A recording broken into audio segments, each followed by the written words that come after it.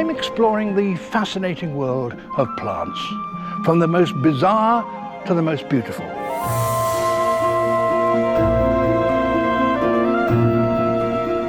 With new techniques, we can unravel their deepest secrets.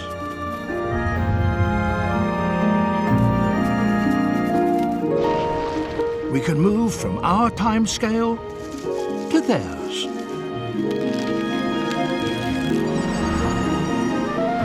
We can see how they struggle with one another, how they get help from some animals, but have to battle with others, and survive against the odds. And we can watch all these dramas taking place in a way that is impossible in the wild in one unique institution. The Royal Botanic Gardens at Kew.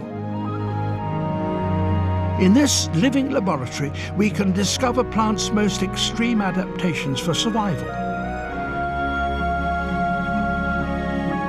And we can glimpse Kew's tiny weapons in the battle to protect the future of all plants, seeds.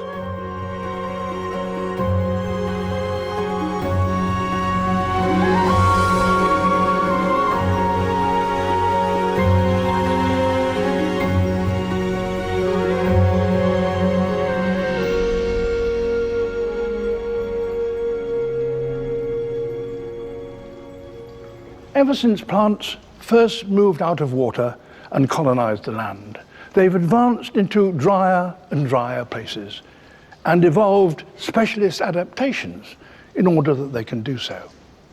Today, deserts cover about a third of the land surface of the Earth, and they're spreading rapidly.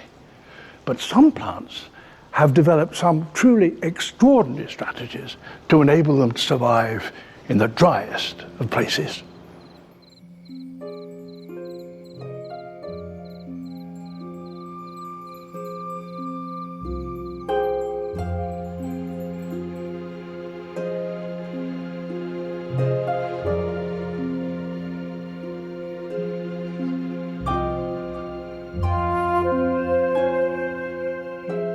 In deserts where water is scarce, one major strategy is to remain passive during the day when temperatures soar and only become active in the cool of the night.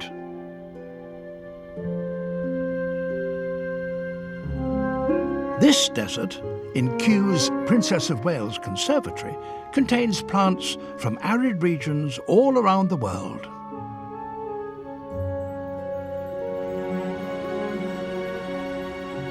And in midsummer, one plant here does something truly astonishing. Don't be deceived by the shriveled, untidy appearance of this cactus. It is in fact one of the most remarkable members of the cactus family. It's called Hyla cereus, the queen of the night. It lives in Mexico, where during the summer at midday, the temperatures can reach a crippling 50 degrees centigrade. So during the day, it doesn't do much. But once a year, and for one night only, it becomes a thing of astounding beauty.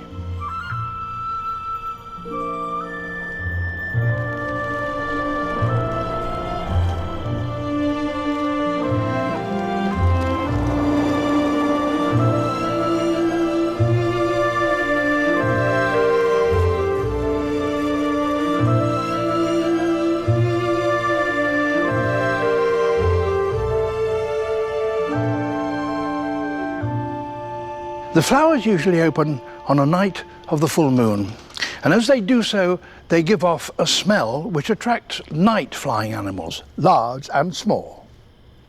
And as they get nearer, they can see the great white flowers bright in the light of the full moon, and they go to them to sip the nectar, and in doing so, pollinate the cactus.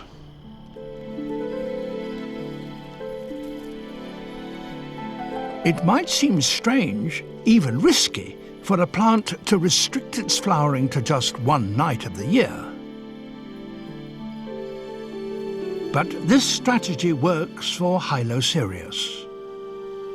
Its flowers are the biggest and brightest around, and they offer its pollinators a nectar bonanza. Here are the biggest, bats.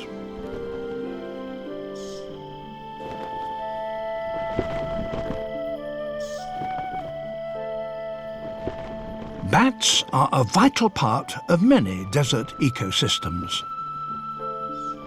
They pollinate all kinds of cacti.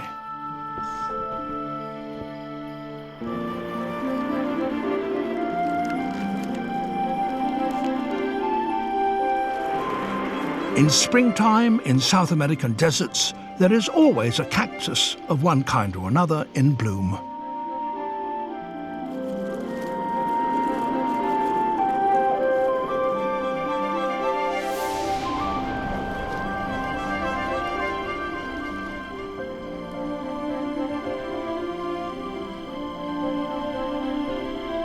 A multitude of species compete for the attentions of nocturnal pollinators using bright petals and powerful scent.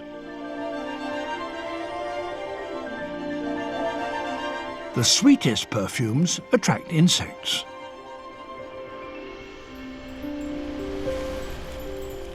But flowers that are pollinated by bats are rather more pungent. They give off the stench of rotten fruit.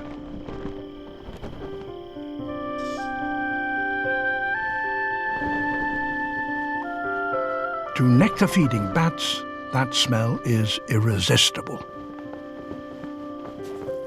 They fly from cactus to cactus, sipping up the nectar.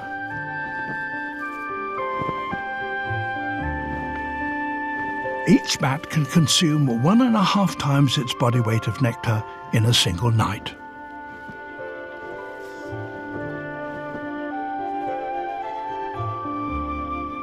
Very tall columnar species produce flowers right at the very top of their stems, where they're easily smelt and seen and easily reached. Some provide additional facilities. Espastoa guanteri from Bolivia sprouts a landing strip beneath its flowers, a pad of fur on which the bats can alight without damaging their wings on the spines. But in Mexico, bats and cacti have an even more extraordinary relationship. Each year, bats migrate across 1,000 miles of desert from central Mexico to Arizona. Pregnant females, 100,000 of them, are on their way to special maternity caves in the north where they will give birth to their young. The bats get all the nectar they need to sustain their journey, and in return, they pollinate the cacti. This annual bat migration coincides exactly with the blooming of the night-flowering cacti. So the bats can fly along a nectar corridor.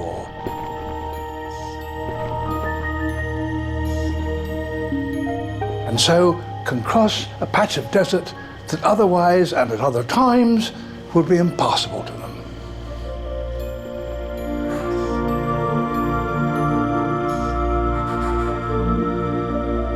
By the time the bats return with their pups, the cacti are able once again to provide the bats with food, this time their fruits.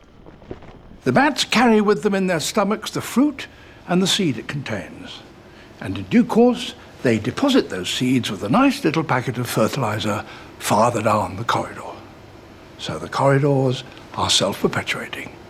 The bats, in effect, are cactus farmers.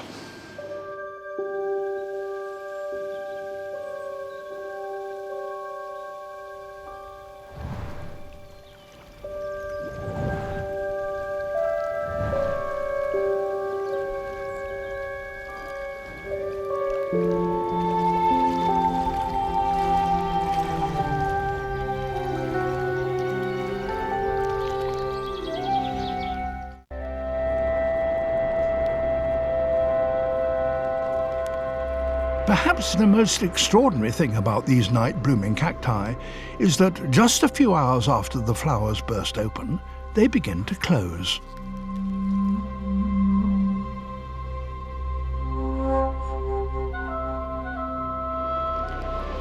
By the time the sun appears, they have already wilted and died.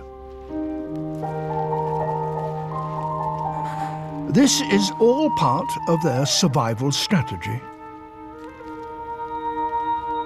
The closed petals form a protective shield around the newly pollinated seeds, locking vital moisture inside.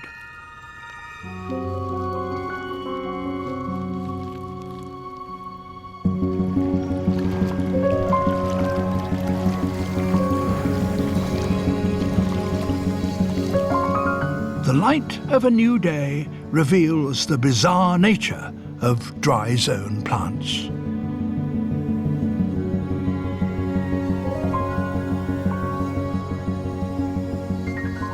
These are surely some of the oddest looking species there are, and their strange shapes are a direct response to the harsh conditions. These plants must stay in the baking sun to collect the light they need, but they must also retain their moisture. Many do that by turning either their green stems or their waxy leaves into reservoirs. This extraordinary cactus from Mexico is covered in thick white hair. It's called the old man. This fur not only provides shade, but restricts the circulation of air around the surface of the stem, and that reduces water loss. In even hotter and drier climates, some plants avoid the sun altogether. This is Fenestraria, the window plant. It grows in the Kalahari Desert, with most of its body buried beneath the soil. Only the blunt, flattened tips of its leaves are exposed. Each contains tiny lenses which transmit the sunlight down through the vertical leaf onto its green photosynthesizing cells.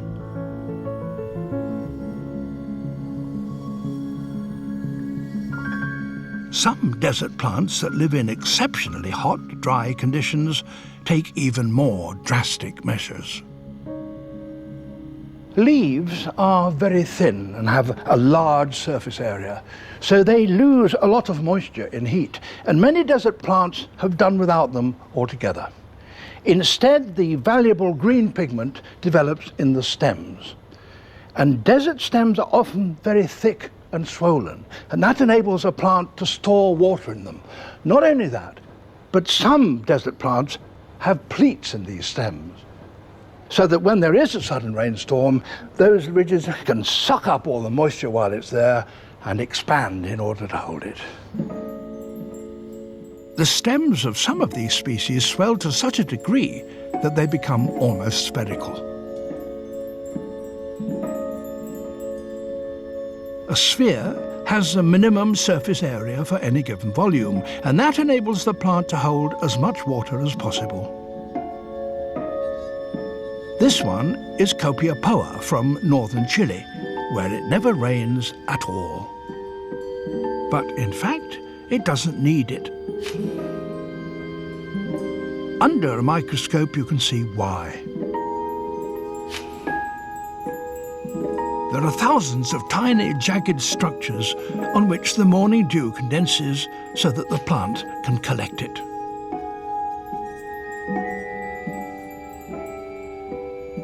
But the ultimate is this plant. It's hidden between these light-colored pebbles.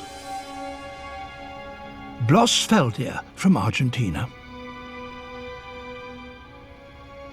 This is the only flowering plant that can withstand total desiccation for months on end, and then with a shower of rain or a little bit of water, it comes to life and produces a tiny little flower.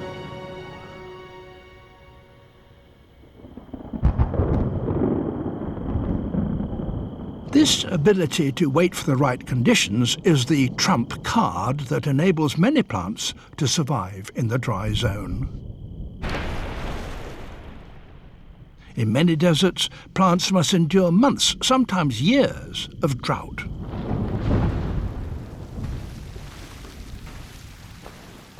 They do it by slowing down their metabolism and going into a state of virtual dormancy.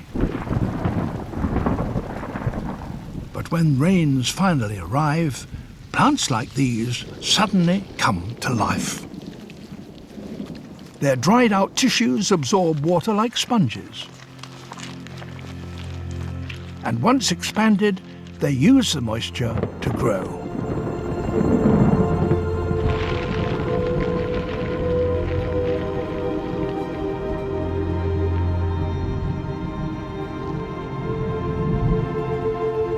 This primitive, rootless plant from the Chihuahua Desert in Mexico is a spike moss, Selaginella. It's also called the resurrection plant because of its ability to seemingly come back from the dead. Rain starts a complex biochemical change in its cells that enables it to ramp up its metabolism and grow very quickly while it can.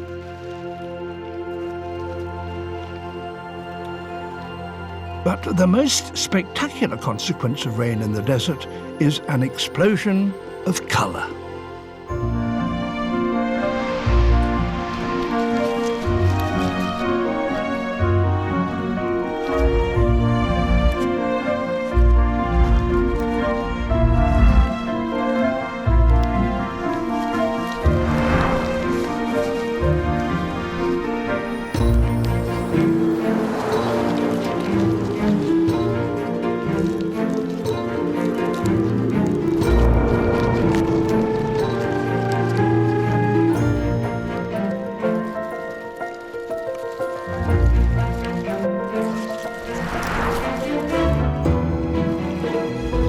Desert flowers are as colourful as any in the world.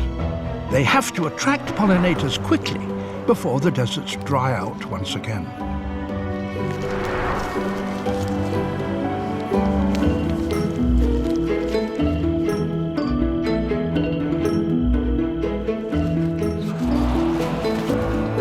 But moisture in the soil can evaporate almost as quickly as it arrives, and after a brief bloom, they die.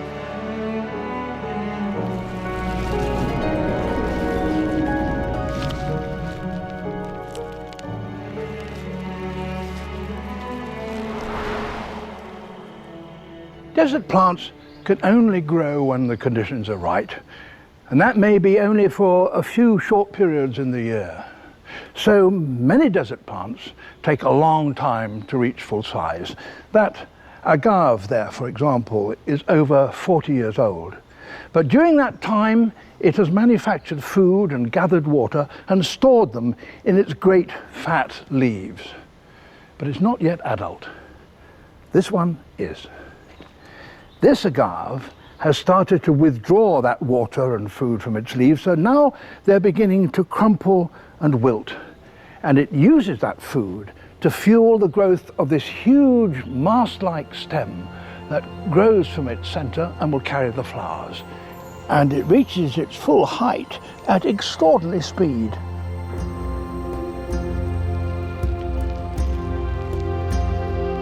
It can grow by 1/4 of a metre every day.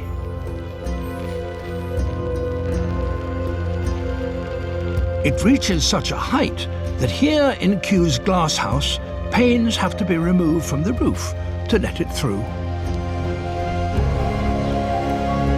This infrequency of flowering has given this species of agave a nickname, the century plant. So, why does the agave produce this huge, tall mast? Well, some plants are pollinated by insects, and you attract insects with smell.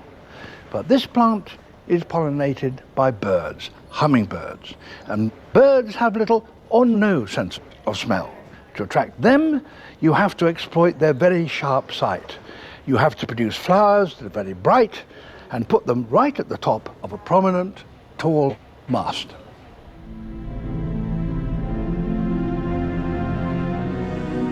Growing at such a rate demands considerable effort.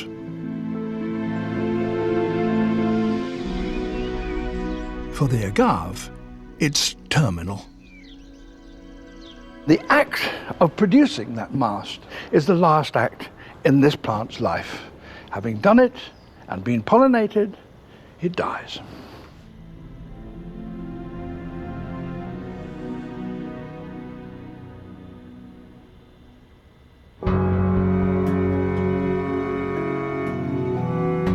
Thanks to their extraordinary survival strategies, desert plants are able to thrive in places where others would die.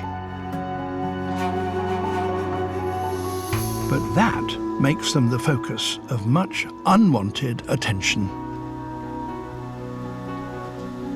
There's a downside to success for a desert plant. The more water it stores, the more tempting it is for a thirsty animal to try and steal it.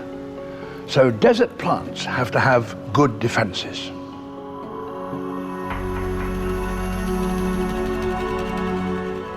The techniques they use can tell us something about the herbivores that try to feed on them.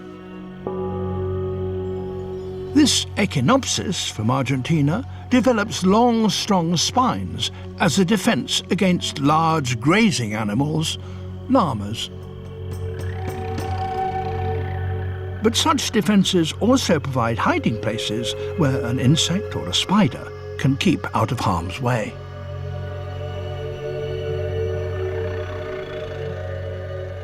There are other ways in which a plant can protect itself. You can disguise yourself so that you become virtually invisible, as these stone plants have done. These are not pebbles, as you might think. They are living plants. These are lithops from the deserts of Africa, and their markings closely match their surroundings. What's more, they vary in colour according to the rocks on which they grow.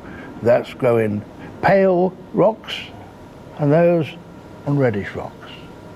Or you can load the water you contain with a particularly strong chemical, which animals might find distasteful. This is the peyote plant from Mexico, and its sap not only puts off animals, but has the property of suppressing pain. So the local people use it for that purpose, and also in their religious rituals, for it's also hallucinogenic.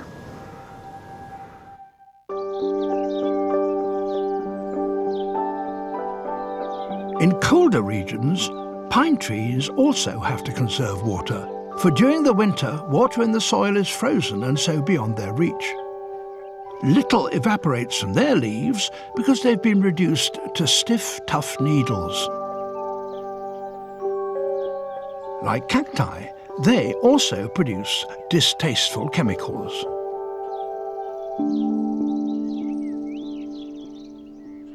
The distinctive smell that you sense when you walk among pine trees comes from volatile oils that the trees produce in their leaves. It's a form of defense.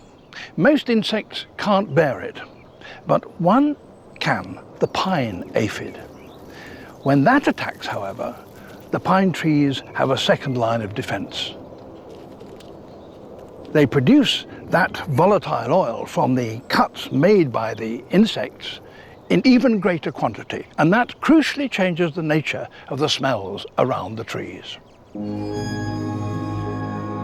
Aphid infestation triggers a complex chain reaction from the pines. Each time an aphid bites, the pine releases oily vapor from the wound, which fills the surrounding air. This triggers the release of further volatiles from other branches, even other trees.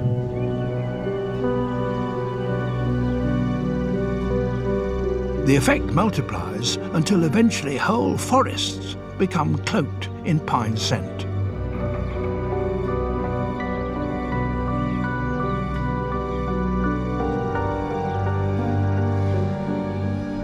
This scent cloud attracts predatory ladybirds. They're as sensitive to it as sharks are to blood.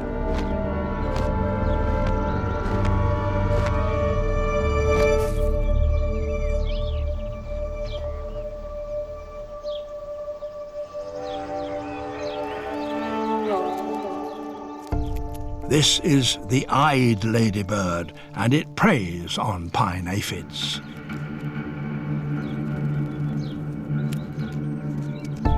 It locates an infestation by following the trail of volatiles.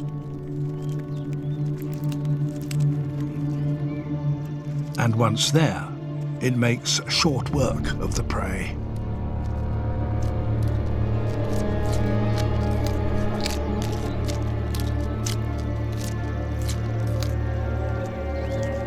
It's a mutually beneficial arrangement.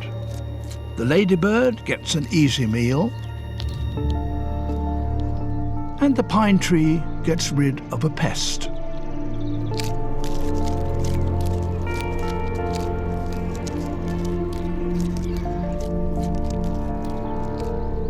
Some dry zone plants use oils to defend themselves from other dangers, not from insects, but other plants.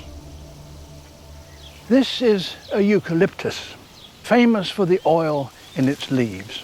It produces that oil in such quantity that under certain conditions it can form a blue haze above the tree.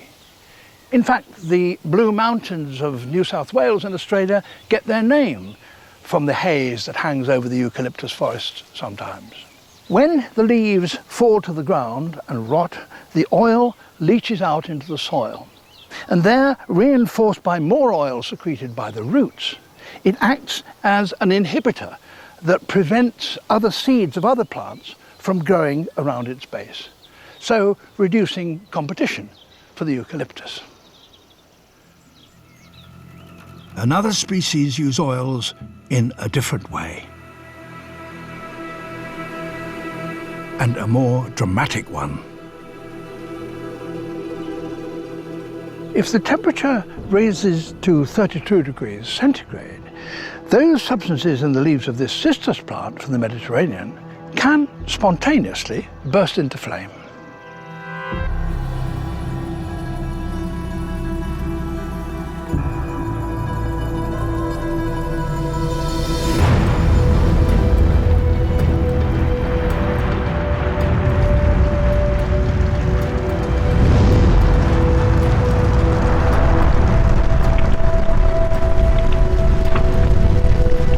Flames reduce the cistus to a cinder,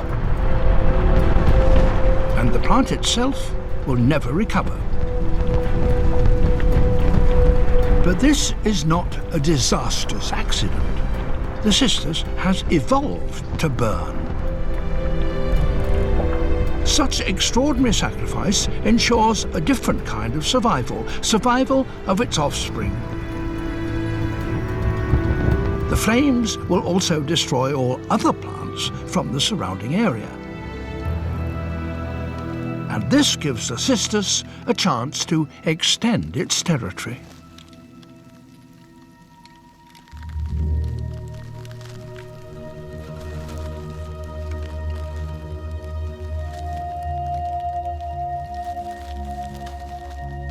From the ashes, a new generation of cistus quickly rises.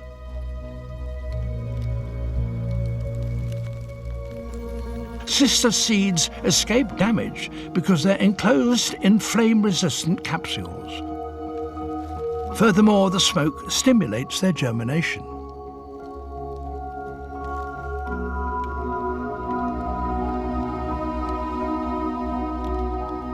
It has taken millions of years for such complex adaptations as this to evolve. But today, plants in the dry zone and beyond face a new threat.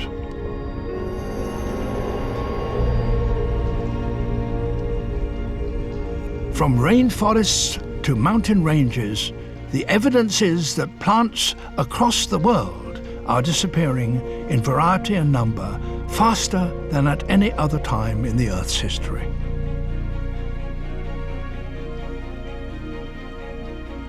Human beings are taking over more and more of the world's wild places. But human intervention can also be the key to their future survival.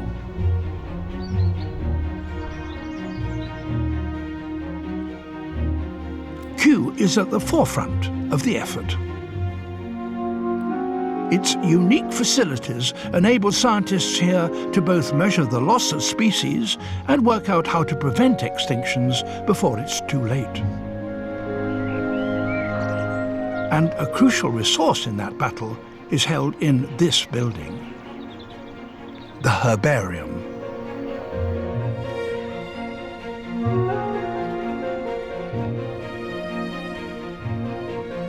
Its collection of preserved and dried specimens contains samples of 90% of all known plant species on Earth.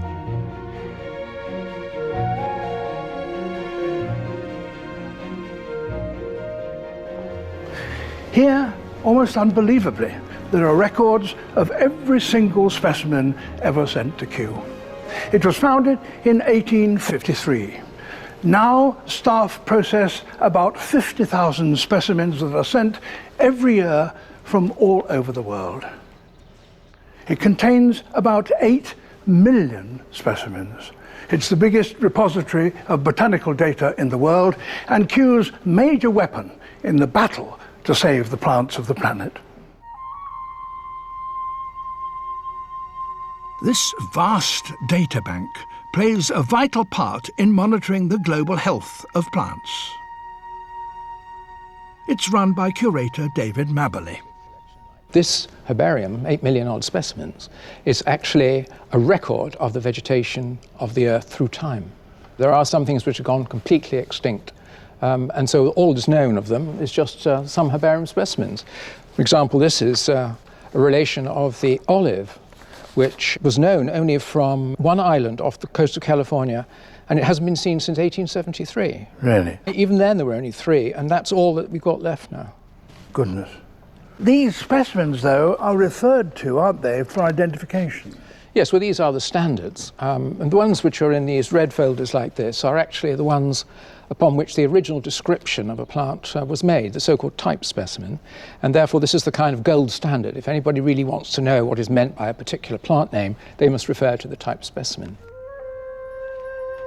The path to saving endangered species often begins here.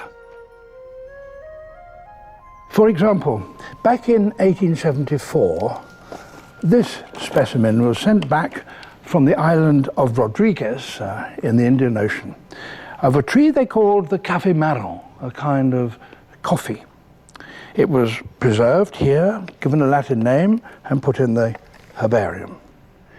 And then, about 50 years later, people on Rodriguez realized that café marron had disappeared.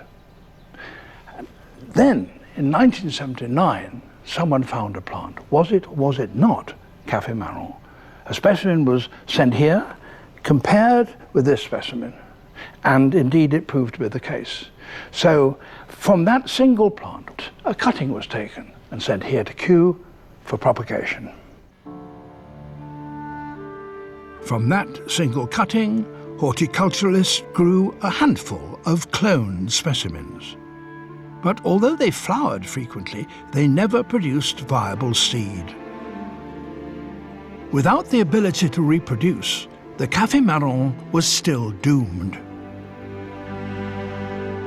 So the plant earned the nickname, the living dead.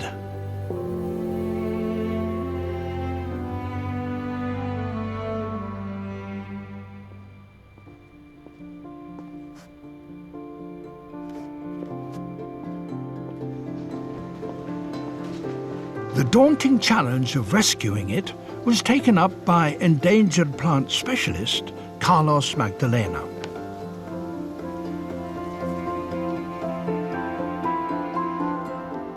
After several months of experimentation with heat and light, he finally managed to induce the plant to produce seeds.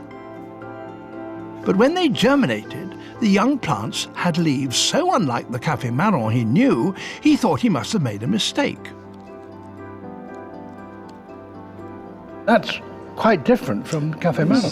It's totally different, isn't it? Different color, different leaf shape. So were you surprised? Well, I was surprised in the way that I never seen them before. This strange plant looked nothing like the herbarium sample. At first, nobody could be sure that it was even the same species. But as it grew, it changed. And eventually, it morphed into a recognizable adult plant. But what is the reason for this dramatic change as the Café Marron matures?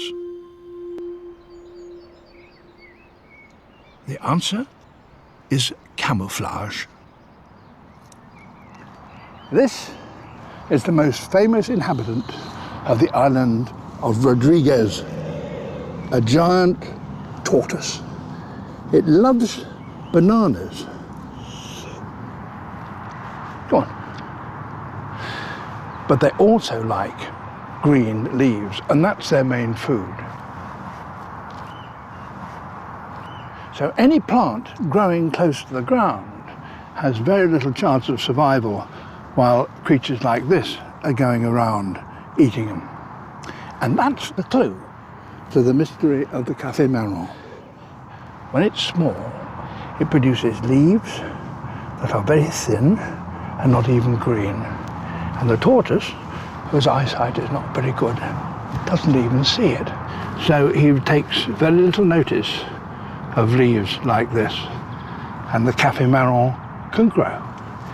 As it grows, it becomes a bit bigger, and still its leaves are thin and dark and rather inconspicuous. And it's not until it's really quite tall does the Café Marron plant produce its proper green leaves and its flowers. But by that time, it's well beyond the reach of a giant tortoise. So that is the solution to the Café Marron mystery. The plant produces two different leaves as a defense of being eaten.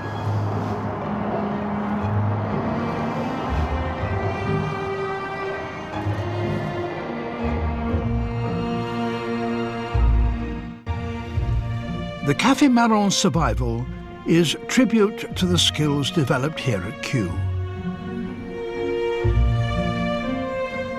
But it is just one species. The ultimate aim is to safeguard all remaining plant species. And there may be a way of doing that by using these extraordinary structures: seeds. A 3D microscope magnifies them up to 200 times and reveals how extraordinarily complex the surface of a seed can be.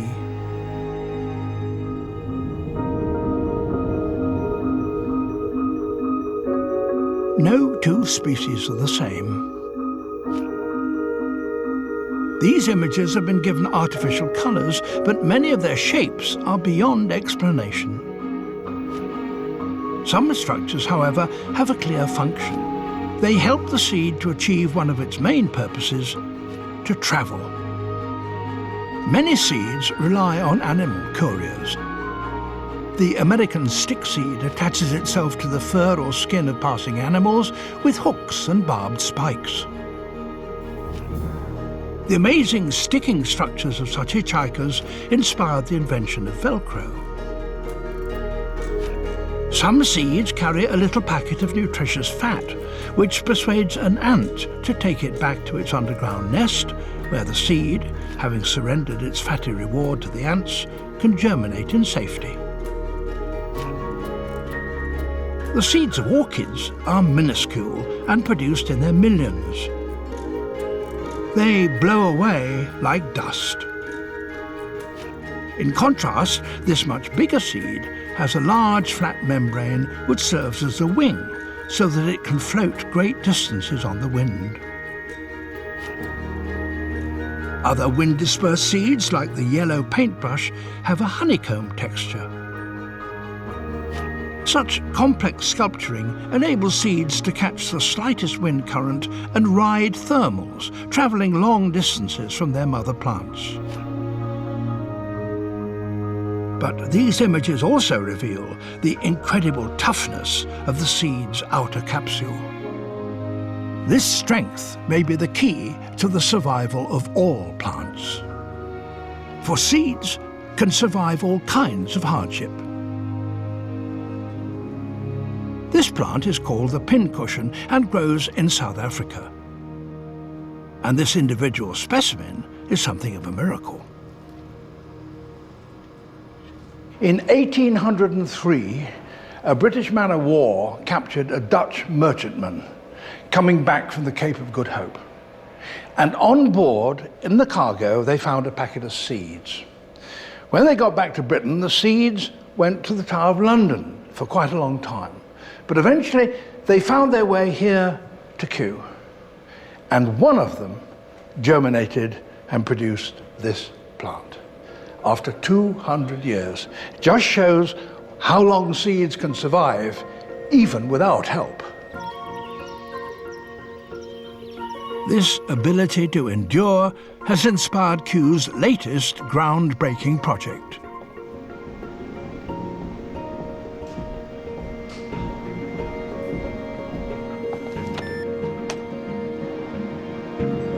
Its ultimate goal is to ensure the survival of every remaining species of plant on Earth.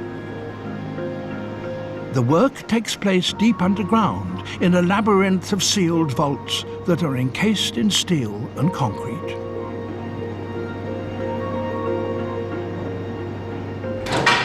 It's called the Kew Millennium Seed Bank. Its contents are so valuable that it was specifically designed to withstand the impact of a bomb or an air crash. Inside these vaults there are seeds gathered from plants all over the world. In fact, as much as 10% of the world's known species are represented in there.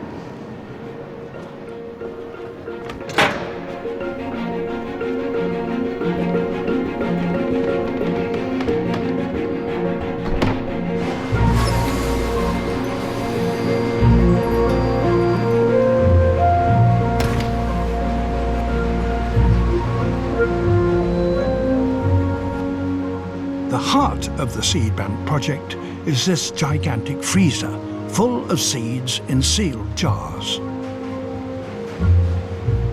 The conditions inside are perfect for long-term storage. But the job is aided by the very nature of seeds. The seed is the stage in which a plant can remain dormant, waiting until conditions for germination are right.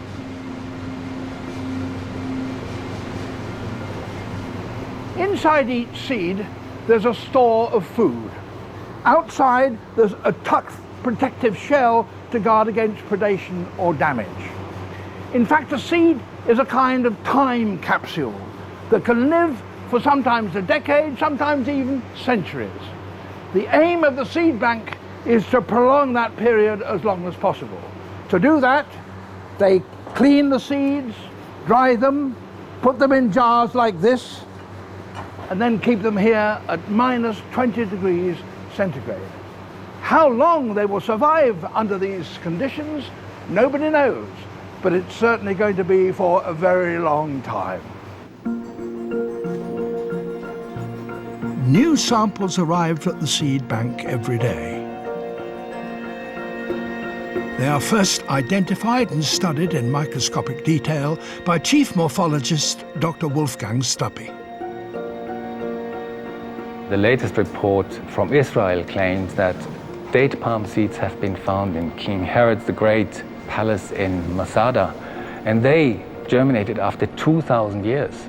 So that is possible, and this is the principle the Millennium Seed Bank is built upon, that seeds can survive for millennia if necessary.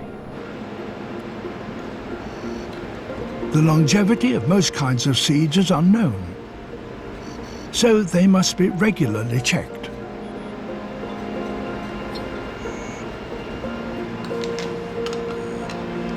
Samples of seeds are periodically removed from the vaults and germinated.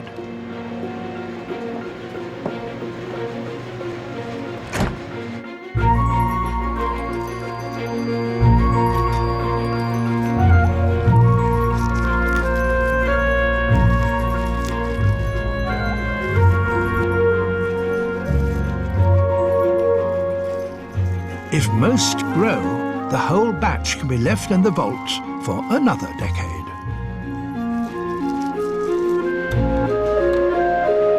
But sometimes a sample fails. Like these anemone seeds, which, although germinating in sterilized conditions, become choked with fungus.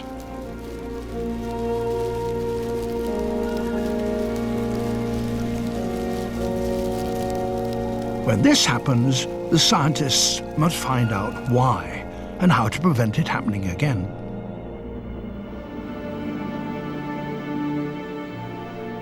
The seed bank project is still in its infancy, but the evidence is that there's no time to lose.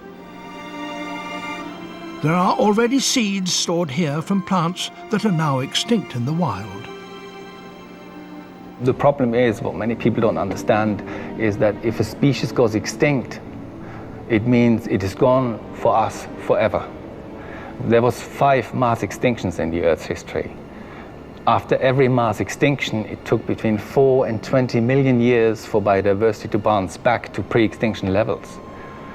Now, clearly we cannot wait 4 million years for life to bounce back. So if we don't keep the seeds here, and this plant species goes extinct, it will be lost to mankind forever. Thankfully, there's a great momentum behind the seed bank project. Over the next few decades, these shelves will be filled to capacity.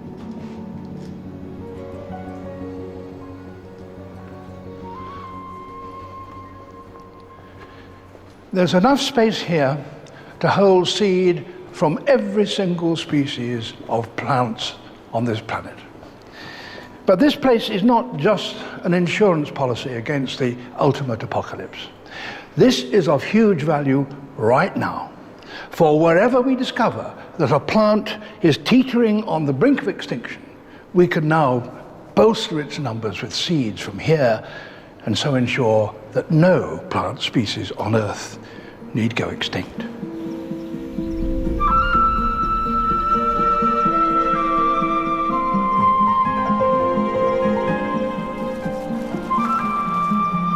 There are an estimated 400,000 different species of plant on the planet. We can't possibly understand the lives of each and every one of them.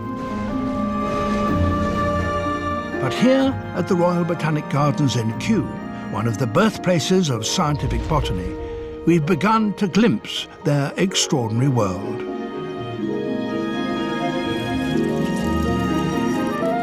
Kew is still in the forefront of botanical research, helping to ensure that we not only understand plants, but protect them in all their astonishing variety.